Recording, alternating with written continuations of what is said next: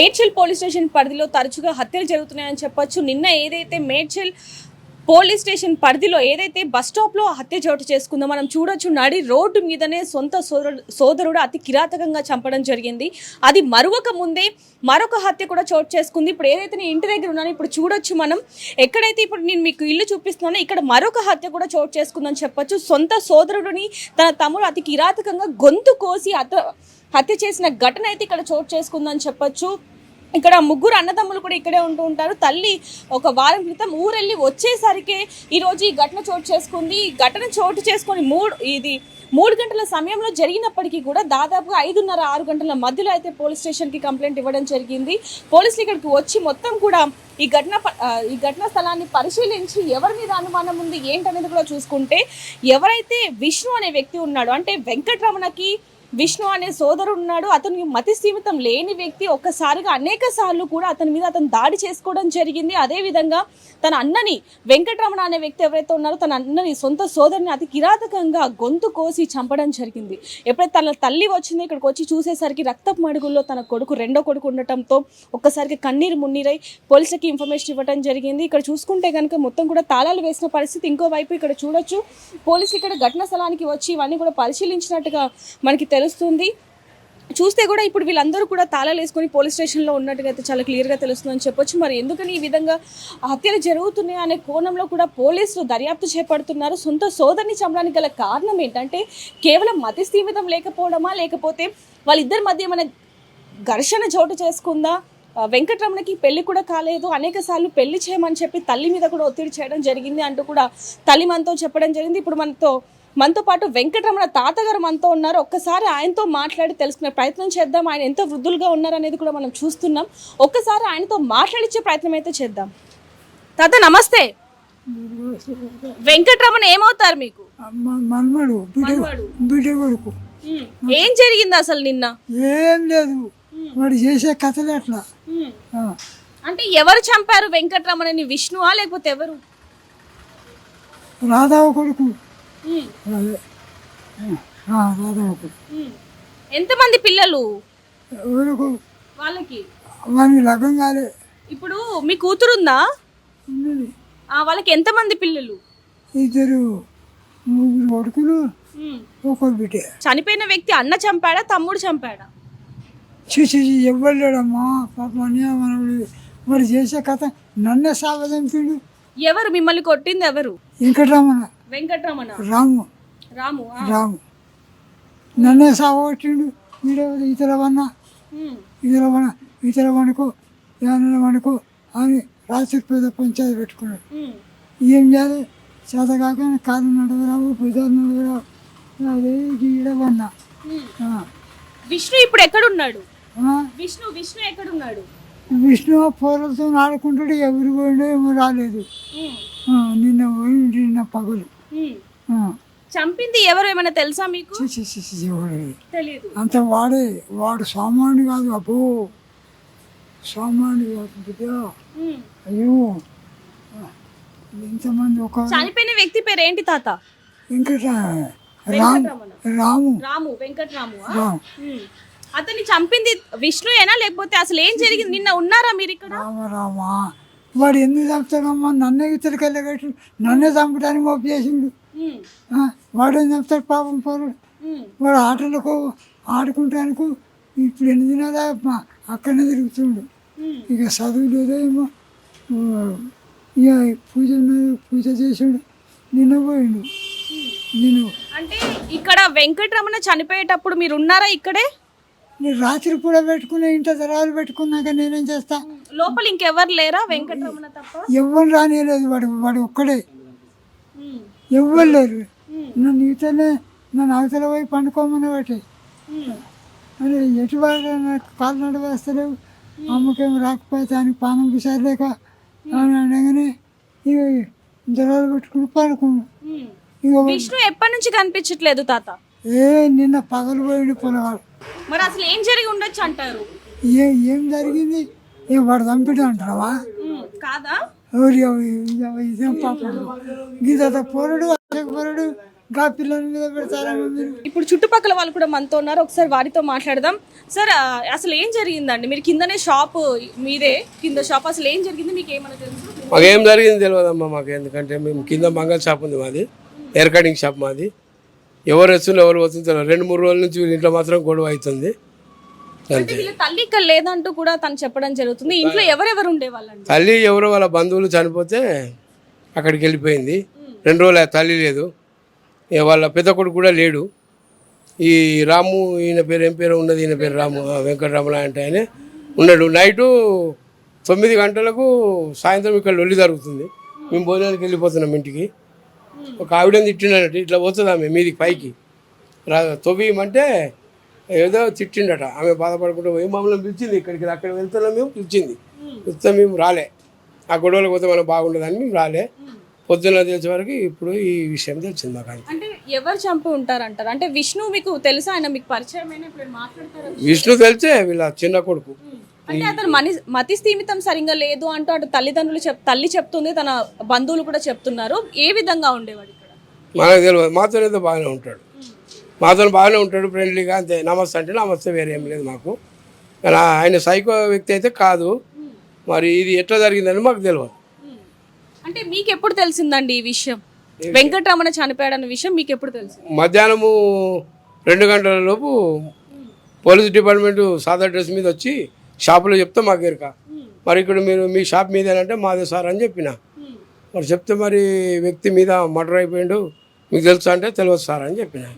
మరి మీరు కిందనే ఉంటారు కదా, మీకు ఎందుకు తెలియదు అంటే మాకేం తెలుస్తుంది సార్, మేము కస్టమర్లకు మా పని మేము చేసుకుంటామని అన్న. అంతే, అంతే, వేరేం లేదు, తెలియదు. అంటే వెంకటరమణకి విష్ణుకి ఇంతకు ముందు కూడా గొడవ జరుగుతూనే ఉండేది, అదే కోపంతో ఏమన్నా చంపాడు అనుకుంటున్నారా? మీరేమంటారు? దానికి సంబంధించింది మాకు తెలియదమ్మా, వాళ్ళ ఫ్యామిలీకి సంబంధించింది మాకు తెలియదు.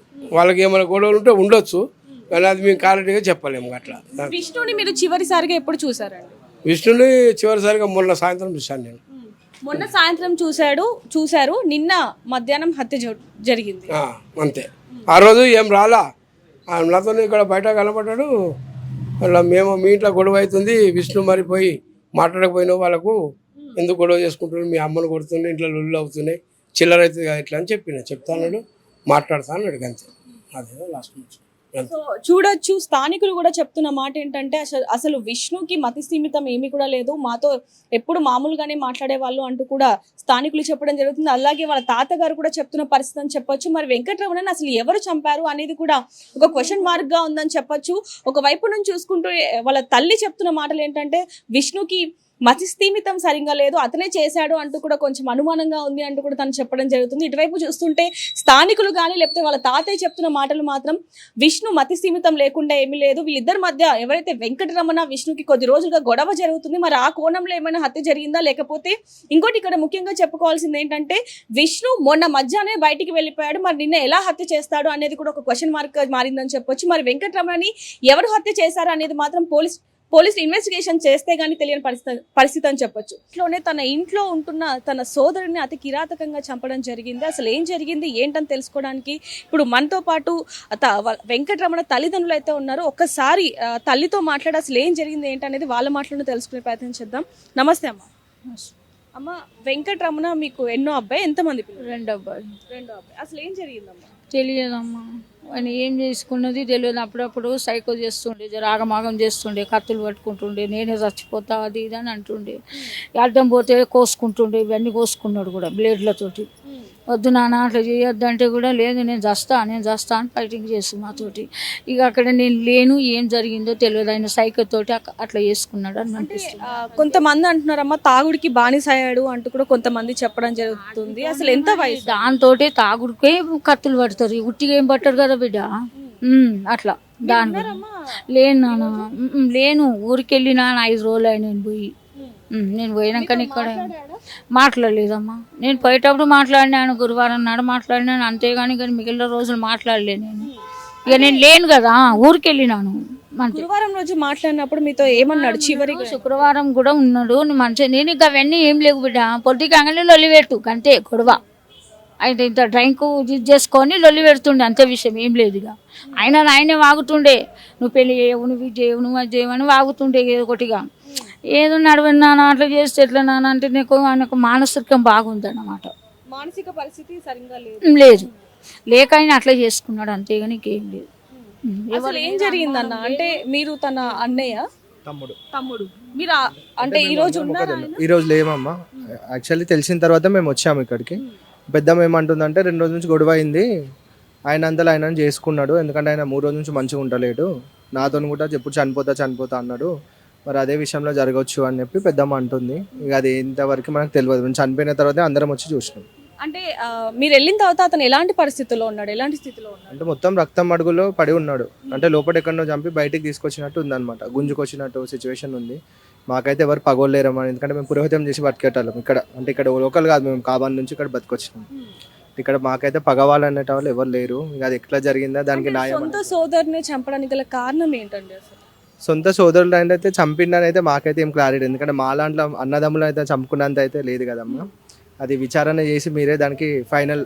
వాళ్ళ తల్లి కూడా చెప్పడం జరుగుతుంది ఆయన ఆరోగ్య పరిస్థితి సరిగా లేదు, అందుకనే అప్పుడప్పుడు అతి స్థిమితం లేకుండా అంటే అట్లా చేస్తాడు, అప్పుడు ఒక 10 నిమిషాలు ఉండి మళ్ళీ సెట్ అవుతాడు, తర్వాత తిడతాడు, ఆయననే మళ్ళీ మంచిగా మాట్లాడతాడు, అప్పుడప్పుడే సెట్టింగ్ అట్లా అప్ అండ్ డౌన్ అవుతూ ఉంటుంది ఆయన మైండ్ సెట్.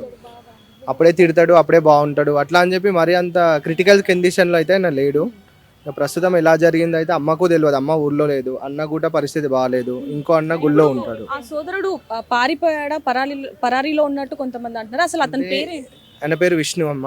ఇప్పటి వరకు అయితే ఆయన గురించి మాకు చిన్న పిల్లగాడు 16 years అమ్మ, ఆయన అలాంటి సంఘటన చేసిండు అంటే ఇప్పుడు మేము అన్నదమ్ములమైనా మా తల్లి అయినా కానీ అలాంటి నమ్మలేకపోని పరిస్థితి మాకు. అది ఇప్పుడు సీసీ కెమెరాలో కావచ్చు, ఎన్నైనా విచారణ చేసి అది ఫైనల్ డిసిషన్ కానీ ఏదైనా ఫైనల్ న్యాయం కానీ మీరే జరిపించాలి. అంటే అన్న ఇప్పుడు వెంకటరమణ అలాగే విష్ణు ఇద్దరు కూడా ఒకే ఇంట్లో ఉన్నారు, ఇతను కూడా మీకు రెండో కొడుకు పెద్ద కొడుకు? అట్లా ఉంటుంది నాన్న, ఏం చేయాలి, పరిస్థితి బాగలేదమ్మా. మా మానసిక కొడుకుల్లో ఇద్దరు పరిస్థితి కొంచెం సరిగా లేదు. అట్లా ఈయన పెద్ద ఆయన, ఈ చిన్న కొడుకు అందులో ఉన్న ఆయన లోపల అంతే. అతను ఏం చెప్తున్నాడమ్మా అసలు? ఎందుకంటే చనిపోయే ముందు వరకు కూడా విష్ణు అతని దగ్గర ఉండడం జరిగింది. మీరు ఏమైనా మాట్లాడే ప్రయత్నం చేశారా ఆయనతో?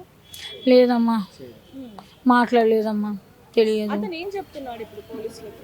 ఎవరు? విష్ణు. విష్ణుకి అడ్రస్ లేదు, లేదు, చూడలేదు, నేను వచ్చి చూడలేదు. ఆయన నేను పోయేటప్పుడు కూడా లేడు, 3 రోజులు ఊరికి వెళ్ళిండు, ఏడికి పోయిండో తెలియదు.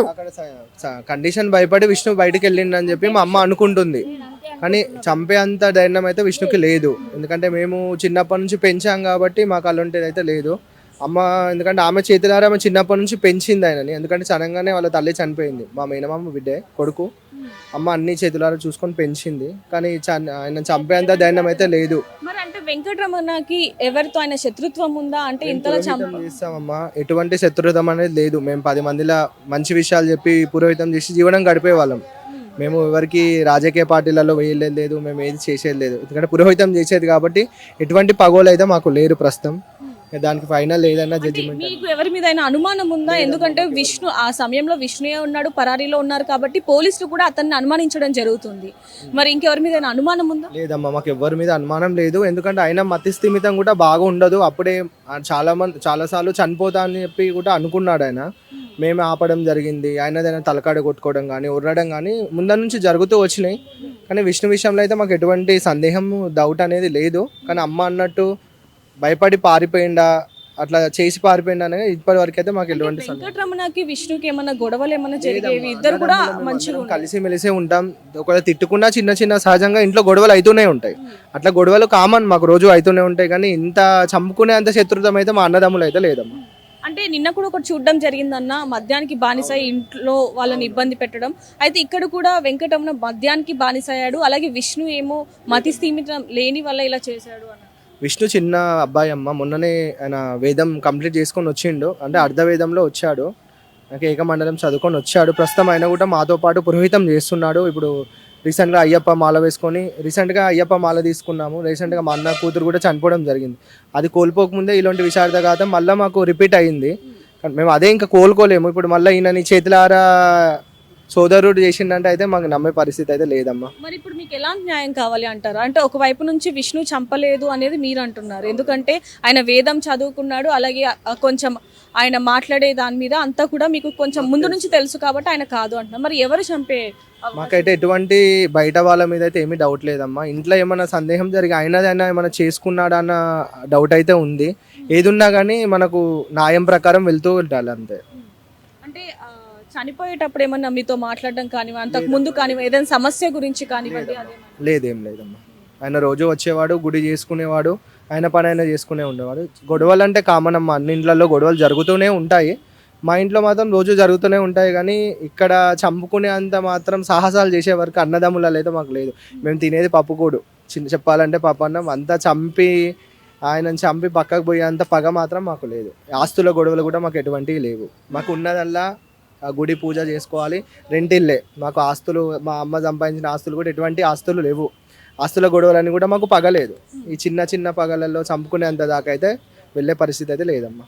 సో చూడొచ్చు, వెంకటరమణ తల్లి అలాగే సోదరులు చెప్తున్నది ఏంటంటే మృతుడు మంచిగానే ఉండేవాడు, అలాంటిది ఎవరికి చంపే అవకాశం ఉందో కూడా తెలియని పరిస్థితి. ఎవరైతే విష్ణు అనే వ్యక్తి ఉన్నాడో అతని మానసిక పరిస్థితి బాగోలేదు, మరి ఇలా చేశాడు అనేది కూడా మాకు నమ్మకం లేదు. ఎందుకంటే ఆయన వేదం నేర్చుకున్నాడు, ఒక పద్ధతిగా పెరిగాడు కాబట్టి అలాంటి వ్యక్తి కాదు. కానీ కొంచెం అయితే అనుమానం ఉంది అంటూ కూడా సొంత సోదరులు అయితే చెప్పడం జరుగుతుంది. ఏదైనప్పటికీ అతని హత్య వెనకాల అసలు ఎవరి హస్తం ఉంది ఏంటనేది మాత్రం పోలీసులు నిర్ణయించాలి అంటూ కూడా వాళ్ళు చెప్పడం జరుగుతుంది. ఈ ఘటనకు సంబంధించి అసలు ఏం జరిగింది ఏంటని తెలుసుకోవడానికి ఇప్పుడు మనతో పాటు మేడ్చల్ సిఐ సత్యనారాయణ గారు మనతో ఉన్నారు. ఆయనతో మాట్లాడి మరిన్ని వివరాలు తెలుసుకుందాం. సార్ నమస్తే. సార్, నిన్నొక ఘటన, ఈరోజు ఒక ఘటన, అసలు ఈరోజు ఏం జరిగింది సార్? సొంత సోదరుడే చంపాడు అంటూ కూడా వార్తలు వస్తున్నాయి, అసలు ఏం జరిగింది? మేడ్చల్ కిష్టాపూర్ రోడ్లో ఒక అతను చనిపోయి ఉన్నాడనే ఇన్ఫర్మేషన్ మాకు రావడం జరిగింది. అక్కడికి ఇమీడియట్గా వెళ్ళి వెరిఫై చేసుకుంటే అతని పేరు వెంకటరమణ, 30 years old. అతను ఎవరో అన్నోన్ పర్సన్ చంపేసి పారిపోయారని చెప్పేసి తెలిసింది. ఎంక్వైరీలో భాగంగా వాళ్ళ రిలేటివే, వాళ్ళ మదర్ వాళ్ళ అన్న కొడుకు ఒక అతను ఉన్నాడు సస్పెక్ట్, ఆయన చేసిండనే అనుమానం వ్యక్తం చేశారు. దాని ప్రకారము ఇంకెవరన్నా ఏదైనా చేశారా అనేది ఇన్వెస్టిగేషన్ చేస్తూ ఉన్నాము. అంటే సార్, సొంత సోదరుడే చంపేశాడు, మతి స్థిమితం లేకుండా చంపేశాడు అంటూ కూడా తల్లి చెప్పడం జరుగుతుంది. అది కరెక్ట్గా ఇప్పుడు ఇన్వెస్టిగేషన్ చేస్తూ ఉన్నాము. ఇంకా నిజాలు బయటకు వస్తాయి. వీఆర్ ఆన్ ట్రాక్ అన్నమాట. అంటే మద్యం ఏమన్నా సేవిస్తూ ఉంటాడా, లేకపోతే నిజంగానే మతి స్థిమితం లేదా? అంటే మీరు అక్కడికి వెళ్ళినప్పుడు అక్కడ ఆ వ్యక్తి ఎలాంటి పరిస్థితుల్లో ఉంటాడు? డిసీజ్డ్ మద్యం సేవిస్తాడనేది ఇన్ఫర్మేషన్. బాగా ఎవ్రీ టైం మద్యం సేవించే ఉంటాడనేది ఇన్ఫర్మేషన్. యాజ్ ఆఫ్ నౌ విషయం ఏం జరిగిందనేది ఇప్పుడు ఎంక్వైరీ చేస్తూ ఉన్నాము. వాళ్ళ తల్లి ఏం చెప్తుంది సార్? తల్లి కానీ లేకపోతే వాళ్ళ బ్రదర్స్? వాళ్ళ మదర్ లేదు ఇక్కడ. వాళ్ళ మదరు వేరే దగ్గర ఏదో ఫంక్షన్ ఉందని చెప్పేసి 1 day బ్యాక్ ఏమో వేరే దగ్గరికి వెళ్ళిపోయింది. ఆమె లేదు ఇంట్లో. అతను ఒక్కడే ఉన్నాడు ఇంట్లో. వాళ్ళ తాతయ్య ఉన్నాడు. అతను కొంచెం అన్సౌండ్ మైండ్, ఓల్డ్ ఏజ్ ఉన్నాడు. అంటే విష్ణు అనే వ్యక్తి కూడా ఇప్పుడు పరారీలో ఉండడం జరిగింది. విష్ణు కూడా మతి స్థిమితం సరిగా లేదు, అనేక సార్లు తానే చనిపోవాలి అనుకున్నాడు అంటూ కూడా తల్లి చెప్పడం జరుగుతుంది. అతని మీద ఏమన్నా అనుమానం ఉందా? అనుమానం అంటే విష్ణు ఎట్లాంటి person we don't know exactly who is Vishnu, what is Vishnu background. So just now we received information of all the persons who was suspected అనేది. సో వీఆర్ వెరిఫైయింగ్ అండి. సో ఇన్వెస్టిగేషన్ తర్వాత మరిన్ని వివరాలు కూడా చెప్తామంటూ కూడా సార్ చెప్పడం జరుగుతుంది. మరిన్ని వివరాల కోసం చూస్తూనే ఉండండి RTV. కెమెరామ్యాన్ విజయ్తో రిపోర్టర్ దేవిక, హైదరాబాద్. మరిన్ని వీడియోస్ కోసం ఛానల్ ని సబ్స్క్రైబ్ చేయండి. లేటెస్ట్ అప్డేట్స్ కోసం వాట్సాప్ ఛానల్ ని ఫాలో అవ్వండి. అండ్ లింక్ డిస్క్రిప్షన్ లో ఉంది.